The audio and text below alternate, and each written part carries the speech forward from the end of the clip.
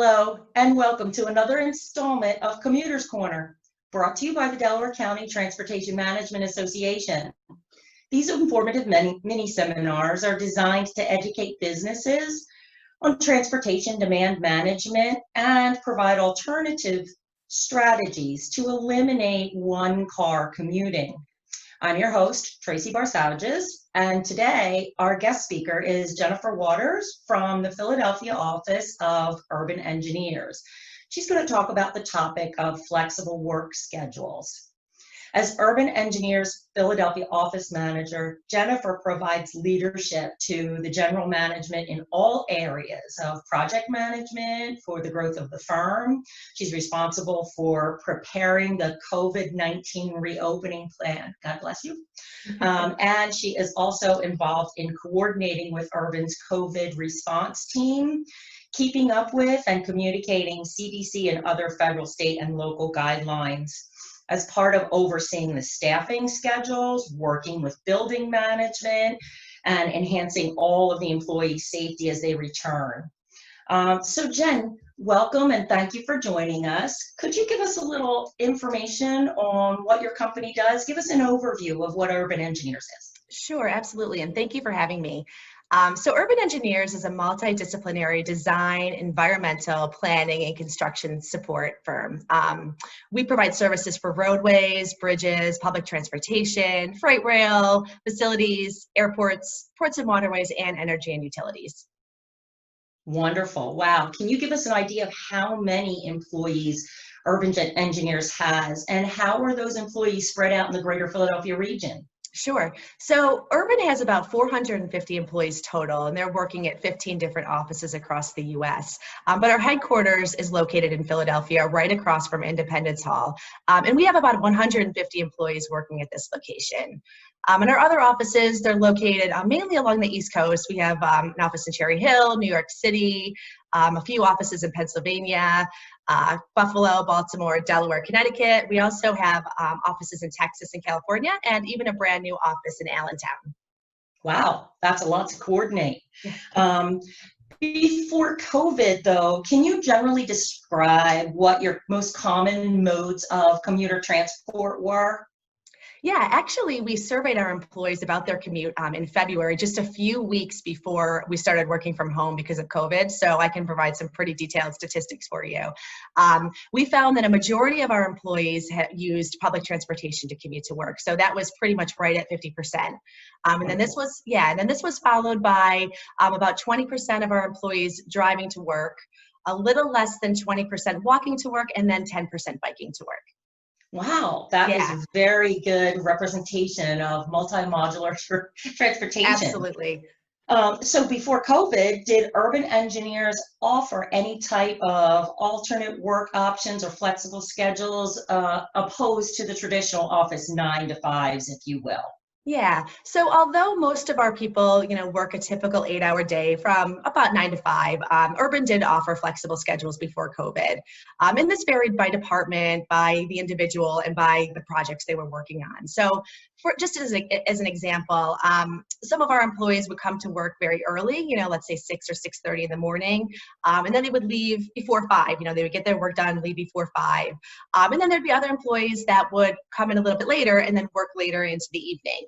And these employees did this, either to avoid a longer commute, to attend to personal obligations, or, they might have just done it because they are more productive working at specific hours. And then we also did offer teleworking on a case-by-case basis, to certain employees to help them maintain a healthy work-life balance. Wow, that's wonderful. So as the states are now, you have so many multiple offices, as states are moving towards stages of reopening, can you give some examples of how your company is addressing return to work for these employees, even if it has to do with scheduling or building maintenance or what have you? What are you doing? Yeah, so the first thing that we did was we formed the COVID response team, which you mentioned in the introduction, and that team is continually monitoring CDC and other regulations because they're continuously changing. So the COVID response team and each of our regional office managers, myself included, are preparing the office reopening plans, and those are specific to each specific office location. So all of our office reopenings are going to occur in 3 phases. The first 2 phases will be voluntary, so that will encourage employees to continue to work from home.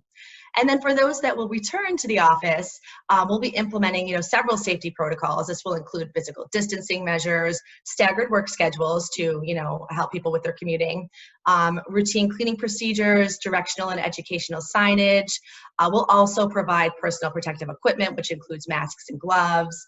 We'll provide cleaning and sanitizing supplies throughout the offices, and we'll be implementing daily employee screening procedures. And Wow.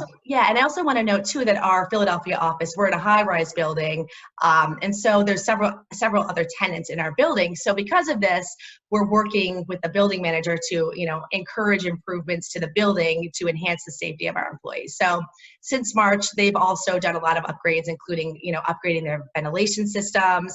They've limited elevator capacity, installed touchless fixtures and entrances, added signage. So it's really been a collaborative effort between our COVID response team, myself, and the building manager to address employee safety in our Philadelphia office. Wow, so comprehensive. I love to hear everything in terms of employee safety. That's wonderful. So as the shutdown extended and the time frames kept going on, can you give some examples, some case studies of employee scheduling accommodations that became difficult for some of your people regarding perhaps caring for loved ones or childcare? Did you encounter one-off situations? Yeah, absolutely. So, we understand that our employees have responsibilities outside of work, and that, especially during this time, professional and personal responsibilities have overlapped. So many of our employees have had to alter their schedules to accommodate the needs of their families and their personal lives. So for example, I know that there's, a few employees at our company with very young children, and they've really had to work in blocks throughout the day. This might include working a few hours very early in the morning, getting a few hours in the afternoon, and then, a few more hours in the evening or even late at night. And so we're really happy to accommodate these schedules, but we also realize that when you work like this, it blurs the lines between work and your home life. And so this can lead to longer and more stressful days. So, we're really encouraging our employees to take breaks and vacations to avoid employee burnout. Excellent. And I also just want to mention too that many of our employees were able to take advantage of the Families First Coronavirus Response Act that was passed back in April, and this provided paid leave to people with childcare concerns.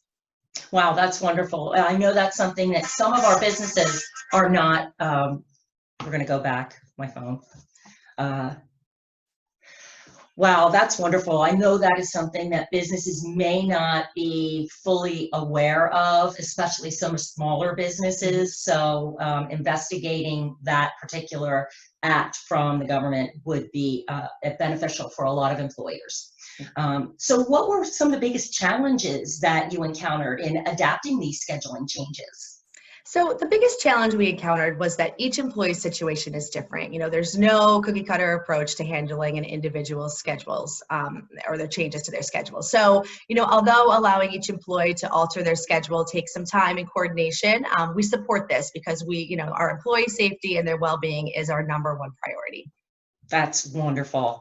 Has the company realized positive outcomes by accommodating these employee scheduling concerns?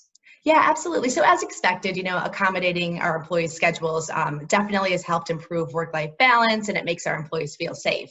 But, an unexpected outcome that we encountered was this really accelerated our planned upgrade to our IT system to help our employees work more efficiently and collaborate more efficiently together.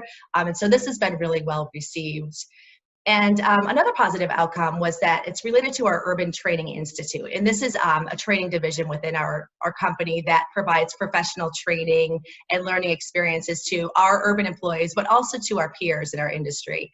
And so our Training Institute, they've been offering, several virtual trainings, not just technical in nature, but also on issues related to work-life balance, diversity and inclusion, virtual communication, and burnout. Wow, a lot of support, a lot of information. So do you think that your employer, will your company keep these alternative work scheduling options open to your employees post-COVID? Yeah, so absolutely. I mean, Urban has been offering alternative work scheduling since, before COVID changed the way that we work. So it's, and it's really become evident during this time that flexible work schedules are necessary for employee well-being and their productivity. And so, we consider it an investment in our company to retain and attract employees. So we're going to continue to offer these flexible work scheduling options even after COVID ends. Wow, that is wonderful. All of this information is such a positive case study into flexible scheduling that works for both the employer and the employee.